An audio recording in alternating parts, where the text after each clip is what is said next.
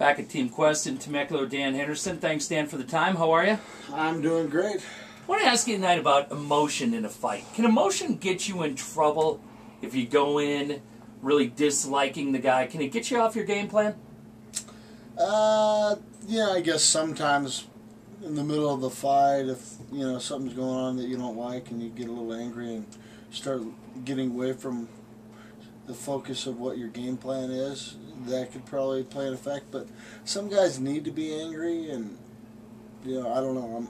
Everybody's different. I'm a guy that likes to be more out there relaxed, and I'm a little bit angry on the inside as far as wanting to do things with force. But was that the case though with Bisping?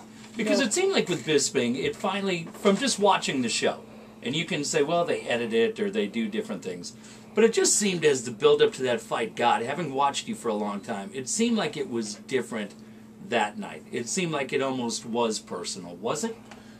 No. I think I was out there doing what I would have done with anybody, whether they had a big mouth or not. I would have been out there stalking them down with Bisping's style and trying to catch them with the big right hand and knock him out. Were you shocked that he kept circling to his left, knowing your reputation? No, he does that in every fight. He's still doing that. He did that against Vanderlei a lot. So, it's just what he does, and everybody has their tendencies, and you try to capitalize on them or stay away from them, whichever it is. So, I think for the most part, it wasn't a personal thing for me. I wasn't out there angry trying to beat him up more than I would have if I liked him.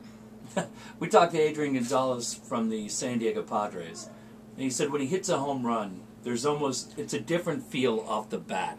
When you hit Bisping or Vanderlei or anybody else with that knockout punch, is it a different feel? Do you know as soon as you hit him that I think tonight's over? Well, you hurt him pretty bad, but I've hit guys and it felt like that, and they fall down and they're fine. You got to kind of try and finish them on the ground, and then they kind of recover and the fight goes on. I got a little bit of crap for jumping on him and hitting him one more time, but you never know until the ref stops it if how fast he's going to recover. And I was already in the air about to hit him again before he even finished hitting the ground. So I didn't see too many people in the crowd turning their back. It seemed like the majority of the fans enjoyed it. I think everybody loved it. It was just I did get a little bit of crap for that for whatever reason. What do you learn from these younger guys when you come in here? What's the benefit of training with a good, especially right now, 3 weeks out of a fight, training with a guy like Jesse Forbes, who we talked to a little bit? What do you take away from that? It's always good to have different training partners in here, and he's a wrestler that likes to try and take me down a little bit, which was good because this fight coming up, and he's a tough kid, so I always try to learn from everybody and learn different things and think about my own techniques a little bit differently sometimes and add to them, take away from them, change some things, and then get it to where I'm showing my guys the same stuff. So that's how the sport evolves. You learn from mistakes or learn from positive things and change things up a little bit so they work better, and then you go on and teach them. Is there a part of your game you feel like it's underrated that maybe you don't get enough credit for? What's that? No, I'm saying, is there a part of your game? Is there a part of my game? I don't know. I think I'm known to be pretty well rounded. I'm pretty good on the ground, not worried about things, and I don't know. Yeah, seems like you get full credit for everything. I mean, you got knockout of the year, so we know that people respect your power. Do they think of you as a ground game guy then? As a guy that can take the fight to the ground? I don't know. You'd have to ask the fans that. I don't typically pay attention to what people are talking about me. I know that I try to improve every aspect of my game, on the ground, on my feet, my wrestling, the transitions in between all those. Yeah, I'm always trying to improve. So I'm pretty well rounded, and I'm not afraid to go anywhere with anybody. It's just a lot of times you try and stay away from someone's strengths if they have one chance of finishing a fight, you kind of want to avoid that spot. Wrap it up tonight, we'll ask about the walk to the cage, because we've talked to boxers, we've talked to mixed martial artists, and they say at that point, when you're making the walk to the cage on fight night, when it's just you, different guys have different feelings about it. What's your feeling when they come to the room, they tell you it's time, and now you're making that walk to the cage? What's going through your mind at that point? Is it nerves?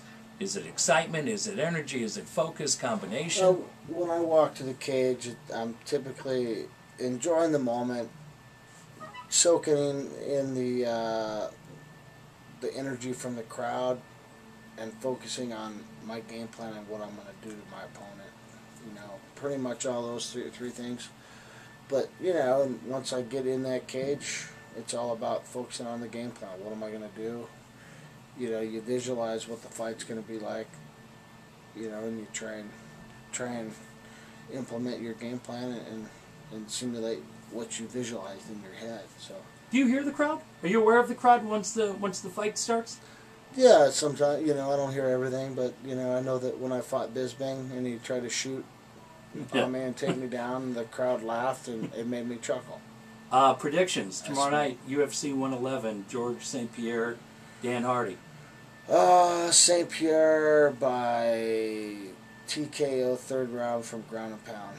Shane Carwin, Frank Mir. That's a tougher one to call, I think. You know, Frank's tough. He's skilled on his feet. That one could go either way. I don't really want to make a prediction on that one.